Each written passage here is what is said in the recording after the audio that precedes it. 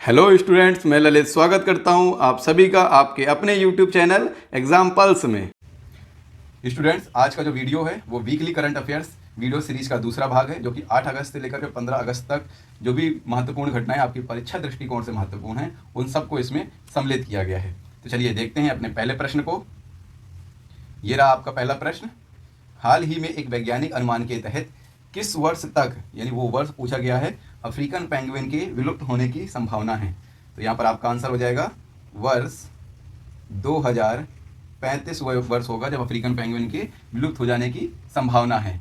ये कहाँ पाए जाते हैं? तो आपके ये सदर्न अफ्रीका में पाए जाते हैं, सदर्न अफ्रीका में। और इन्हें जो है केप पेंगुइन भी कहते हैं, क्योंकि आप जानते हैं Cape of Good Southern Africa में ही, यानी साउथ अफ्रीका के निचले हिस्से पर ही पाया जाता है। और ये क्या है? अफ्रीका के एकमात्र यानी पेंगुइन है जो इस प्रकार के पेंगुइन अफ्रीका में प्रजाति पाई जाती है, एकमात्र प्रजाति है पेंगुइन की।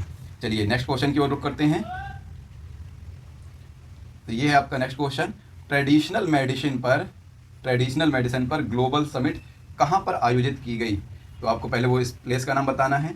तो गांधीनगर गुजरात में ट्रेडिशनल मेडिसिन पर पहली जो है आपकी ट्रेडिशनल मेडिसिन पर ग्लोबल समिट गांधीनगर गुजरात में आयोजित की गई।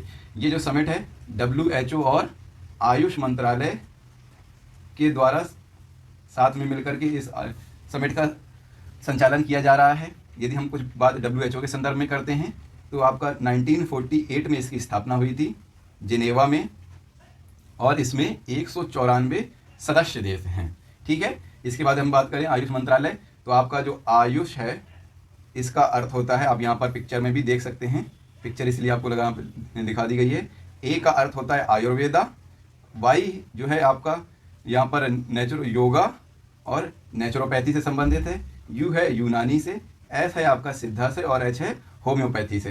तो इस प्रकार से आयुष शब्द का निर्माण किया गया है। आपके लिए प्रश्न एक है, इसका आंसर आपको बताना है कि आयुष मंत्रालय जो है ये कब गठित हुआ था, यानी when was Ayush ministry was formed. Ayush मंत्रालय का गठन किस वर्ष हुआ था, ये आपको कमेंट करके बताना है। इसमें भारत की जो ट्रेडिशनल मेडिसिन के क्षेत्र में जो उसका प्राचीन ज्ञान है, जो एक्सपर्टीज़ है, इसको जो है विश्व भर में कैसे लाभ विभिन्न देशों को पहुंचाया जाए, इसको लेकर के चर्चा होगी। और जो है इसको शोकेस किया गया भारत की इस ट्रेडिशनल नॉलेज को। नेक्स्ट क्वेश्चन की ओर करते हैं। तो ये आपका अगला क्वेश्चन। INS विंध्यगिरी अभी हाल ही में इंडियन नेवल शिप, INS का मतलब होता है इंडियन नेवल शिप, विंध्यगिरी का जो है भारतीय नौसेना में इसको शामिल कर लिया गया है। तो क्या है ये प्रोजेक्ट 17A, ये आप ध्यान रखेंगे। प्रोजेक्ट 17A के तहत 6 हमारी शिप्स का निर्माण किया जाना था, और उसमें से ये 6वें नंबर की है, यानी लास्ट नंबर की एक फ्रीगेट है। यह एक फ्रीगेट है। फ्रीगेट क्या होता है? यह जो फ्रीगेट होते हैं वो स्टील टेक्नोलॉजी से लैस होते हैं, यानी इसके चारों ओर इस प्रकार से जो इक्विपमेंट के साथ साथ में जो लेयर लगाई जाती है वो किसी भी प्रकार के जो अन्य रडार होते हैं उनको अवशोषित करने की क्षमता रखते हैं, जिससे ये जो शत्रु आपकी फ्रीगेट होती हैं या शिप्स होती हैं उनको चकमा देने में सक्षम होती है। इसके साथ साथ इसमें विभिन्न प्रकार के जो एडवांस वेपन्स होते हैं वो लगे होते हैं, और विभिन्न प्रकार के सेंसर्स भी लगे होते हैं।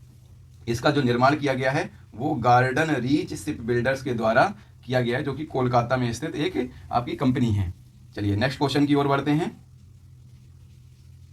तो ये है आपका next question. Asian champion trophy 2023 का विजेता कौन रहा? तो 2023 में जो इस खिताब को जीता है वो भारत ने जीता है, और किसको हरा करके जीता है? तो मलेशिया को हरा करके जीता है। यदि वीडियो आपको पसंद आ रहा हो तो लाइक कर दीजिए, और जो है चैनल को सब्सक्राइब भी कर लीजिए। नेक्स्ट इसमें पॉइंट और बात करते हैं। तो ये कहाँ पर आयोजित किया गया? तो राधा कृष्णन हॉकी स्टेडियम, जो कि आपकी चेन्नई में अवस्थित है, यहाँ पर इसका आयोजन किया गया। अब भारत ने क्या है, कुल 4 बार इस ट्रॉफी को जीता है, जो कि किसी भी देश द्वारा जीती गई सर्वाधिक संख्या है। इससे पहले पाकिस्तान और भारत दोनों टाई कर रहे थे, दोनों ने 3-3 बार जीता हुआ था। अब इस बार के जीतने से भारत जो है सर्वाधिक ट्रॉफी जीतने वाला देश बन गया है। ये आपका कैसा होता है, जो एशियन कंट्रीज़ हैं उनके मध्य ये गेम आयोजित किए। जापान हो गया, मलेशिया हो गया, इसी प्रकार से पाकिस्तान हो गया, भारत हो गया, तो ये सारे देश इसमें, जैसे श्रीलंका हो गया, ये सारे देश इसमें पार्टिसिपेट करते हैं।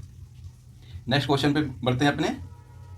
हाल ही में सुर्खियों में रहा माया ओएस। ये बहुत इंपॉर्टेंट है, बहुत ज़्यादा आपकी परीक्षा की दृष्टि से इंपॉर्टेंट है। वो चाहे डिफेंस से रिलेटेड एग्जाम हो या पुलिस से रिलेटेड एग्जाम हो या सामान्य कोई भी एग्जाम हो, सभी के लिए इंपॉर्टेंट है। माया ओएस क्या है? तो ओएस का अर्थ होता है ऑपरेटिंग सॉफ्टवेयर। ऑपरेटिंग सॉफ्टवेयर यानी हमारा हर जो भी काम होता है वो किसी न किसी सॉफ्टवेयर पर रन होता है। जैसे आपके जो पीसीज होते हैं, लैपटॉप होते हैं, वो या तो विंडो ओएस पे काम कर रहे होते हैं या मैक ओएस जो आपका एप्पल का होता है उस पर काम कर रहे होते हैं। इसी प्रकार से एंड्रॉयड भी आपका एक ऑपरेटिंग सॉफ्टवेयर है।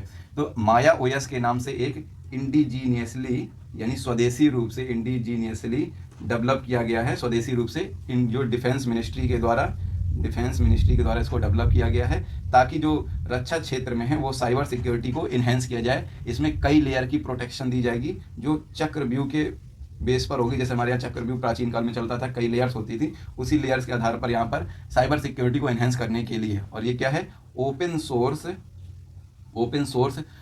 उबुंटू सॉफ्टवेयर जो होता है, उबुंटू सॉफ्टवेयर उस पर आधारित है। और ये अभी तक जो माइक्रोसॉफ्ट का जो ओएस जो विंडो यूज कर रहे थे उसको रिप्लेस करेगा। ठीक, ये इसके बाद बढ़ते हैं नेक्स्ट क्वेश्चन की ओर। तो नेक्स्ट क्वेश्चन है हमारा लूना 25 स्पेस क्राफ्ट किस देश से संबंधित है? और अगला एक और बन सकता है, किस जो है ग्रह के लिए इसको लॉन्च किया गया। तो वैसे तो लूना नाम से कुछ क्लियर हो रहा है, लेकिन फिर भी आप यहाँ पे ध्यान रखिए, पहले प्रश्न का यदि उत्तर देखें तो किस देश के, तो रूस के द्वारा लूना 25 नाम से चंद्रमा के लिए एक जो है मिशन लॉन्च किया गया। और इस मिशन के तहत क्या किया जा रहा है, चंद्रमा का साउथ पोल है वहाँ पर इसको लैंड कराया जाएगा। हालांकि अभी लेटेस्ट इसमें खबर आई हुई है, तो जो है ये जब इसने लैंडिंग किया है तो क्रैश कर गया है। चलिए इसके साथ साथ में हम और भी देखते हैं, भारत ने भी इसी तरह का कुछ लॉन्च किया हुआ है, ये आप देख सकते हैं।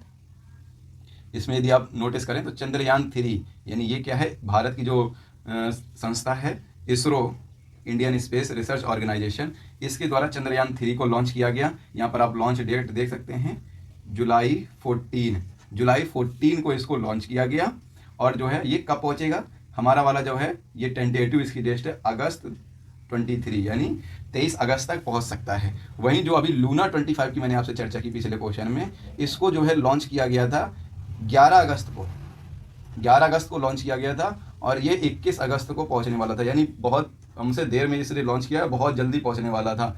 इसलिए कहते हैं कि कभी कभी जो है जल्दबाजी का जो काम होता है वो नुकसानदेह हो जाता है। अब इन्होंने, रूस वालों ने बहुत जल्दी दिखाई, 11 अगस्त को लॉन्च किया और भारत से पहले ही पहुंच जाए साउथ पोल में 21 अप्रैल को, जो है 21 अगस्त को, और देखिए वहाँ पहुँच तो गया लेकिन क्रैश कर गया।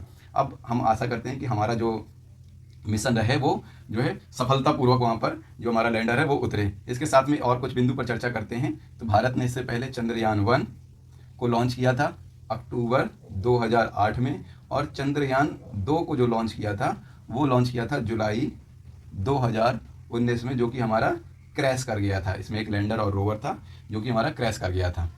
चलिए नेक्स्ट क्वेश्चन की ओर रुख करते हैं। तो ये क्वेश्चन आपका काफ़ी इंपॉर्टेंट है। हिमालयी गिद्ध की, यहाँ पे हिमालयन वल्चर की बात हो रही है, हिमालयन वल्चर की हम लोग यहाँ पर चर्चा करने वाले हैं। और यह है हिमालयन वल्चर की कैप्टिव ब्रीडिंग है वो किस राज्य में कराई जा रही है? तो आपका आंसर हो जाएगा असम। असम के गुवाहाटी में एक जू है, वहाँ पर गुवाहाटी जू में जो है आपकी इसकी कैप्टिव ब्रीडिंग कराई गई है। और ये अपने तरह का भारत में पहला ऐसा उदाहरण है जब इस प्रकार के जो वल्चर्स हैं उनकी कैप्टिव ब्रीडिंग कराई गई हो। जो आपका हिमालयन वल्चर है वो IUCN की रेड लिस्ट में शामिल है। और IUCN क्या होता है आप जानते ही हैं, international union of conservation of nature, ये आपका होता है IUCN। ये आपके और कहाँ पाए जाते हैं? तो भारत के साथ साथ में जो इसी एरिया में जो देश हैं यानी नेपाल और भूटान के जो हाई एल्टीट्यूड वाले जो क्षेत्र हैं, इन्वायरमेंट है, वहाँ पर ये वल्चर पाया जाता है। नेक्स्ट क्वेश्चन की ओर रुख करते हैं। तो नेक्स्ट क्वेश्चन आपका आ जाता है राइनोसोरस से यानी गेंडे से किस राज्य द्वारा राइनो टास्क फोर्स गठित की गई है? तो आपका बिहार है वो राज्य जिसके द्वारा राइनो टास्क फोर्स को री इंट्रोड्यूस किया गया है, ताकि जो गेंडे हैं उनकी जो संख्या है वो इन्हेंस की जा सके। यहाँ पर आप ध्यान रखेंगे कि वाल्मीकि टाइगर रिजर्व में इस कार्य को संचालित किया जा रहा है, यानी गेंडा संरक्षण कार्यक्रम किया जा रहा है। कुछ और बिंदुओं पर चर्चा करें तो हम यहाँ पर देखेंगे कि भारत में जो है विश्व के 75% यानी पूरे विश्व के वर्ल्ड के 75% एक सींग वाले एक सींग वाले गेंडे पाए जाते हैं। इनमें से भी अगर हम अधिकांश की बात करें ना, तो असम के काजीरंगा जो नेशनल पार्क है वहाँ पर ये पाए जाते हैं। ठीक है, नेक्स्ट क्वेश्चन की ओर बढ़ते हैं। तो नेक्स्ट क्वेश्चन है 31वीं विश्व यूनिवर्सिटी गेम्स। 31वीं नंबर की नंबर भी आपके लिए काफ़ी इंपॉर्टेंट है। वर्ल्ड यूनिवर्सिटी गेम्स जो है वो कहाँ आयोजित की गई? तो आप यहाँ पर देख सकते हैं, नाम यहाँ पे लिखा हुआ है चेंगडू। तो चीन में ये है, चीन के चेंगडू में इसको वर्ल्ड यूनिवर्सिटी कांग्रेस का जो है यूनिवर्सिटी गेम्स का आयोजन किया गया। इसमें चीन ने ही पहला स्थान प्राप्त किया, यानी सर्वाधिक मेडल चीन ने ही जीते। भारत जो है 7th पोजीशन पे रहा, कुल 26 पदक जीते भारत ने। यहाँ पे बात करें तो अभी तक 31 बार में भारत जो है सर्वाधिक जो पदक जीते हैं वो इसी बार 2023 में ही आपके जीते हैं। ठीक है दोस्तों, यदि आपको वीडियो अच्छा लग रहा हो तो वीडियो को लाइक जरूर करते जाइए। नेक्स्ट क्वेश्चन की ओर बढ़ते हैं। नेक्स्ट क्वेश्चन है हमारा जायद तलवार। ये भी आपका बहुत ही इंपॉर्टेंट है। जायद तलवार नाम से युद्धाभ्यास किन देशों की सेनाओं के मध्य संचालित किया जाता है? तो आप यहाँ पर देख रहे होंगे कि Indian navy undertakes bilateral exercise, यानी इन दो देशों के मध्य ही हो रहा है जायद तलवार विद यूएई नेवी। तो यहाँ पर ऐसा क्वेश्चन भी बन सकता है कि ये मिलिट्री यानी उसका सेना का है, थल सेना का है, या नौसेना का है, या फिर आपका वायुसेना का है। तो यहाँ पर नेवी का युद्धाभ्यास है और किसका है, इंडिया प्लस यूएई का युद्धाभ्यास है, जिसमें भारत की तरफ से INS विशाखापट्टनम ने पार्टिसिपेट किया और INS त्रिकंद ने पार्टिसिपेट किया। चलिए नेक्स्ट क्वेश्चन की ओर बढ़ते हैं। नेक्स्ट क्वेश्चन है हमारा मालाबार एक्सरसाइज से संबंधित, जो कि 31वें नंबर का ये भी है। यानी अभी आपने 31 नंबर पे देखा था कि वर्ल्ड यूनिवर्सिटी गेम्स आयोजित हुए हैं 31 नंबर के ही, और 31 नंबर के ही मालाबार युद्धाभ्यास का भी आयोजन किया गया है। पहले ये 3 देशों के मध्य रहता था, इंडिया, जापान और USA। अब जो है इसमें ऑस्ट्रेलिया भी पार्टिसिपेट करने लगा है। यानी आप इसका कुछ कोड बनाएं तो यूजे बन जाएगा, यानी USA, जापान, ऑस्ट्रेलिया और इंडिया, ये 4 देशों के मध्य आयोजित किया गया है। इंडियन ओशियन और जो पैसिफिक ओशियन है, प्रशांत महासागर, वहाँ पर ही अधिकांश टाइम इसका आयोजन किया जाता है। यानी इन 4 देशों को हम लोग क्वाड ग्रुप भी कहते हैं। पहली बार जो है ये ऑस्ट्रेलिया में नेवल एक्सरसाइज कंडक्ट की जा रही है, और ऑस्ट्रेलिया में भी कहाँ की जा रही है, तो सिडनी में आयोजित की जा रही है। ठीक है, नेक्स्ट क्वेश्चन की ओर करते हैं। तो नेक्स्ट क्वेश्चन जो है आपका स्वाति रडार से संबंधित है, और यहाँ पर आप एक बात नोटिस करेंगे, स्वाति रडार काफ़ी समय से इंडियन आर्मी में अपनी सेवाएं प्रदान कर रहा है। फिर हम यहाँ क्यों चर्चा कर रहे हैं, यहाँ पे चर्चा कर रहे हैं MK2 के कारण। यानी उसका जो लेटेस्ट वर्जन आया हुआ है ये काफ़ी लाइट वेटेड है, और लाइट वेटेड के साथ साथ में पहले की तुलना में ज़्यादा मोबाइल है, यानी ज़्यादा ईजिली मूव कर जाता है। क्या है ये? BEL यानी भारत इलेक्ट्रॉनिक्स लिमिटेड द्वारा इसको डेवलप किया गया है, इंडियन आर्मी में कंडक्ट किया जा चुका है। BEL के विषय में मैंने अपनी लास्ट जो है वीडियो में बताया हुआ था कि भेल हमारी एक महारत्ना है, और बेल जो है वो एक नवरत्ना है। ठीक है, ये आपसे मैंने ऑलरेडी चर्चा कर चुका हूँ। अब ये महारत्ना क्या होती है, नवरत्ना क्या होती हैं, इनके विषय में जब हम अपने इकोनॉमिक्स वाला वीडियो रिलीज़ करेंगे तो उसमें डिटेल पर चर्चा करेंगे। अब यहाँ पर एक और बात देखते हैं, है क्या ये? तो ये एक वेपन लोकेटिंग रडार है, जो कि माउंटेन एरिया में जब कोई किसी वेपन से, किसी प्रकार के आर्टिलरी से कोई रॉकेट फायर किया जाता है, तो उसका पॉइंट ऑफ ओरिजिन यानी किस जगह से वो वेपन जो गोली है, आपकी जो मिसाइल वगैरह फायर की गई हैं, वो डिटरमाइन करने के लिए, उसको लोकेशन को डिटेक्ट करने के लिए इसका यूज किया जाता है। ये आप देख सकते हैं यहाँ पर एक रडार लगा हुआ है जो इसी कार से यूज किया जाता है। नेक्स्ट क्वेश्चन की ओर बढ़ते हैं।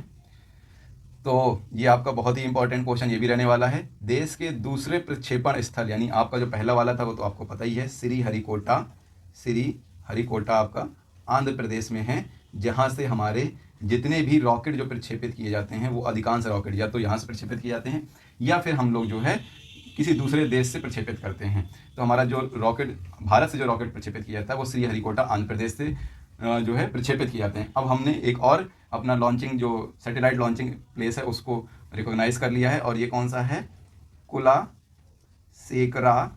कुलासेकरा पट्टिनम, आपका ये तमिलनाडु में है जगह। आप यहाँ पर कुछ लोकेशन थोड़ा सा ध्यान दे रहे होंगे, तो ये आपका चेन्नई के आसपास है, कुलाशेखरपट्टिनम, जहाँ पर हमने स्मॉल सैटेलाइट्स को लॉन्च करने के लिए इस स्पेस पोर्ट को डिजाइन किया है। ठीक है, इससे क्या होगा, अब भारत की जो एयर रॉकेट वगैरह प्रक्षेपित करने की जो है क्षमता थोड़ा वो इन्हेंस हो जाएगी, जो कैपेसिटी है वो इन्हेंस हो जाएगी और छोटे छोटे रॉकेट यहाँ से लॉन्च होने लगेंगे, तो श्रीहरिकोटा बड़े रॉकेट्स की लॉन्चिंग में फोकस करने लगेगा। नेक्स्ट क्वेश्चन की ओर बढ़ते हैं। तो हमारा नेक्स्ट क्वेश्चन आ जाता है, किस जगह पर पुस्तकालय महोत्सव, ये आप देखिए पुस्तकालय महोत्सव, आप फोटो में भी देख सकते हैं, फेस्टिवल ऑफ लाइब्रेरीज 2023 को लॉन्च किया गया है। तो यहाँ पर नई दिल्ली आपका सही आंसर हो जाएगा। नई दिल्ली से पुस्तकालय को लॉन्च किया गया, किसके द्वारा किया गया, तो जो देश की राष्ट्रपति हैं द्रौपदी मुर्मू, उनके द्वारा लॉन्च किया गया है। और यह संस्कृति मंत्रालय के द्वारा इसका आयोजन किया गया। किस थीम पर काम कर रहा है, one nation one digital library के थीम पर यह कार्य कर रहा है। चलिए नेक्स्ट क्वेश्चन की ओर बढ़ते हैं। हाल ही में चर्चा में रहा निराक्षी, फोटो आप देख सकते हैं, ये आपकी ये फोटो लगाई हुई है। निराक्षी क्या है, चर्चा में रहा निराक्षी क्या है, तो ये क्या है, देश का पहला ऑटोनॉमस अंडर वाटर व्हीकल है, जिसका हम यूज करेंगे माइन के डिटेक्शन में। ठीक है, अभी ये अंडर ट्रायल, अभी ये जो है सेना वगैरह को दे दिया गया है, जो कि अब इसका अंडर ट्रायल चलेगा। और ये बनाया किसके द्वारा गया है, गार्डन रीच शिप बिल्डर्स के द्वारा इसको बनाया गया, जो कि कोलकाता में एक कंपनी है। अभी इसी के द्वारा आपने देखा है कि हमने विंध्यगिरी के विषय में पढ़ा, तो इसको भी निर्माण इसी के द्वारा गार्डन रीच शिप बिल्डर्स के द्वारा किया गया। नेक्स्ट क्वेश्चन की ओर बढ़ते हैं।